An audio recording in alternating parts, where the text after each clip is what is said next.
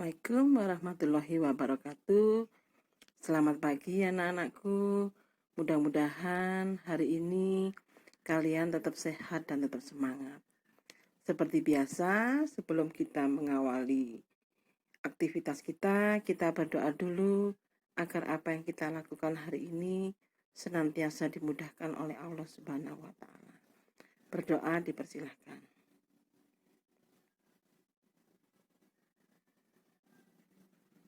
Selesai. Yang akan kita pelajari hari ini adalah topik yang kedua tentang persamaan kuadrat. Adapun tujuan pembelajaran dari persamaan kuadrat, yang pertama dapat membedakan antara persamaan kuadrat dan bukan persamaan kuadrat. Yang kedua dapat menentukan faktor dari persamaan kuadrat. Kita lihat definisinya terlebih dahulu.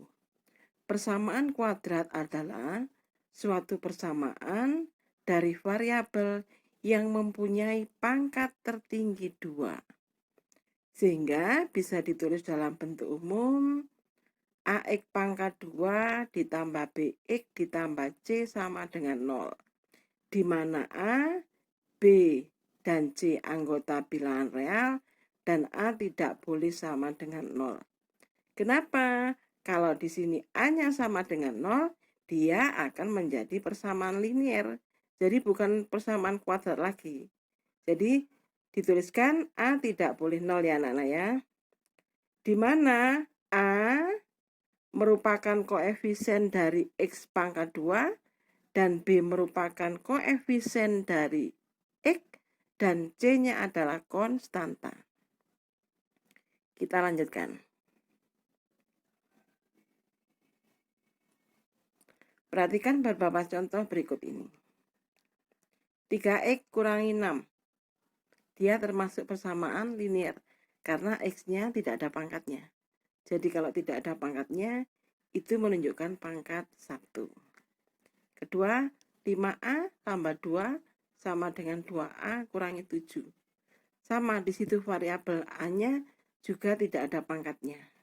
Sehingga dia menunjukkan pangkat 1, maka itu disebut dengan persamaan linier.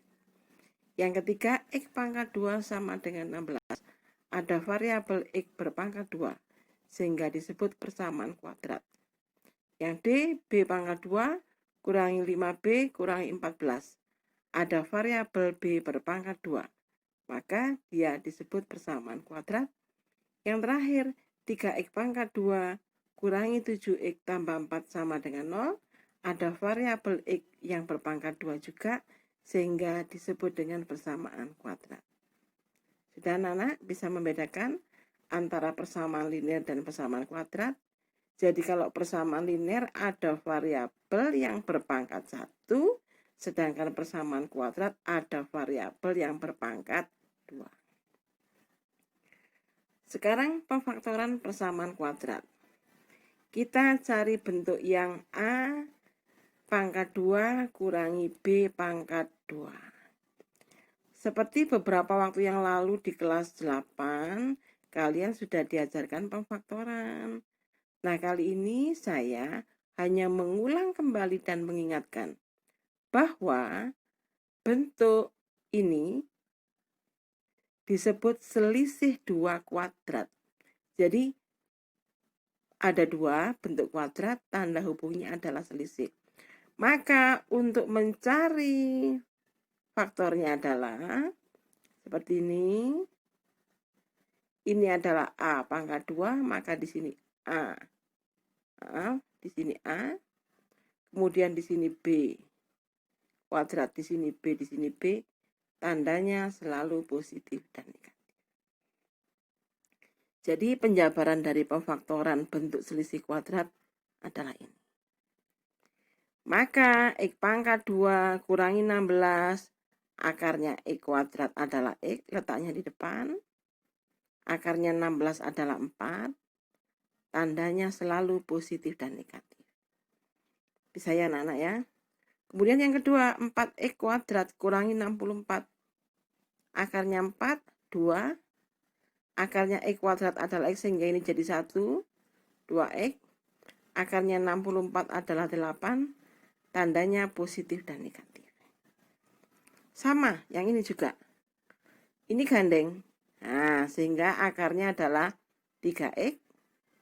Ini juga gandeng, akarnya adalah 4X. Tandanya selalu positif dan negatif. Oke anak-anak ya, saya lanjutkan. Sekarang pemfaktoran bentuk A, X pangkat 2 ditambah BX ditambah C dengan A sama dengan 1. Jika kamu menemukan bentuk seperti ini, maka dari persamaan yang ada ini dulu dicari. A-nya berapa? Oh, di sini A-nya. Ini tidak ada. Jadi X pangkat 2 itu di sini tidak ada angkanya. Di sini tidak ada angkanya, itu menunjukkan angka 1. Sehingga A-nya sama dengan 1, B-nya adalah 7, C-nya 12. Karena A sama dengan 1, maka kalian mencari dua bilangan kalau ditambah harus sama dengan B.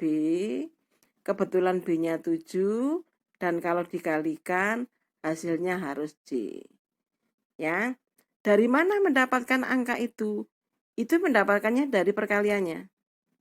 12 kalau dibagi 1 12, bagi 2 6, bagi 3 adalah 4. Nah, di antara pasangan ini, mana yang jumlahnya 7? Oh, ternyata yang ini. Kita letakkan di sini. Sehingga hasil pemfaktorannya adalah ini X pangkat 2, berarti di sini X, di sini X. Kemudian akarnya adalah yang kita temukan tadi, 3 dan 4. Oke, saya lanjutkan. Bagaimana dengan pemfaktoran jenis yang sama, tetapi beda di sini?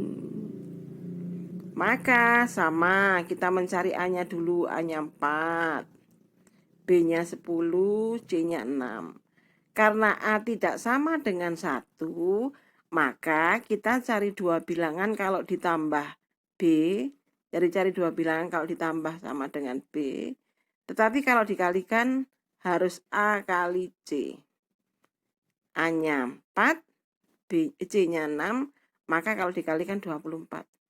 Berapa hasilnya? Nah, ada cara yang lain untuk menentukan. Di sini tertulis 4. 4X. Saya tulis di sini 4X juga. Berarti dibagi 4. Nah, angka yang di sini berapa? Yang kamu cari tadi, di sini 4. Di sini karena positif semua tambah 6. Ini bisa dibagi. Yang ini dibagi 4 semua. Nah, 4X bagi 4. X, 4 bagi 4. 1. Yang berikutnya tetap. Nah, ini hasilnya. Ini. Bisa anak ya. Nah, sekarang kamu coba ada 3 soal itu. Contoh 1 di soal nomor 1, contoh 2 tadi di soal nomor 2, dan contoh 3 ada di soal nomor 3. Silakan kalian coba, nanti hasilnya bisa ditunjukkan ke saya. Demikian apa yang saya sampaikan, mudah-mudahan bisa kamu pahami dengan baik. Jangan putus asa, setiap masalah pasti ada jalan keluarnya. Terima kasih, selamat belajar. Assalamualaikum warahmatullahi wabarakatuh.